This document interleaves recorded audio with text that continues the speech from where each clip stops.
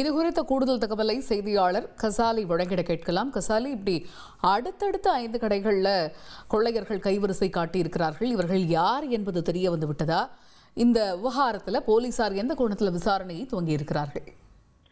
சென்னை அடையார் இந்திரா நகர் 10வது குறுக்கு தெருவில் கார்ப்பரேஷன் காம்ப்ளெக்ஸ் செயல்பட்டிருக்கிறது.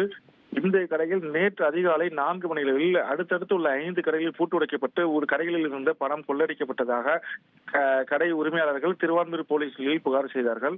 இந்த சம்பந்தமாக திருவான்மியூர் போலீசார் வழக்கு பதிவு செய்து கடைகளில் உள்ள சிசிடிவி காட்சிகளை ஆய்வு செய்தனர். அப்போது 2 பேர் கடைகளின் பூட்டுகளை உடைத்து கொள்ளையடிப்பது தெரிய வந்தது. இந்த சிசிடிவி காட்சிகளின் அடிப்படையில் பரிமலையை சேர்ந்த கௌதம் என்பவரை போலீசார் கைது செய்தனர். அவர்கள் கடையில் அவரும் அவரது நண்பர் அரக்கோணத்தை சேர்ந்த நவீன்குமார் இணைந்து இந்த திருட்டு சம்பவத்தில் ஈடுபட தெரிய வந்தது. இப்ப தற்போது கௌதமை கைது செய்திருக்கிறார்கள். அவரிடம் 5000 ரூபாய் பணம் பறிமுதல் செய்யப்பட்டிருக்கிறது. மேலும் நவீன்குமாரை தேடி வருகிறார்கள். இந்த கடைகளில் அடுத்தடுத்து பூட்டுடிக்க சம்பவம் அந்த பகுதியில் பெரும் பரபரப்பை ஏற்படுத்தியிருக்கிறது. தகவல்களுக்கு நன்றி கசாலி.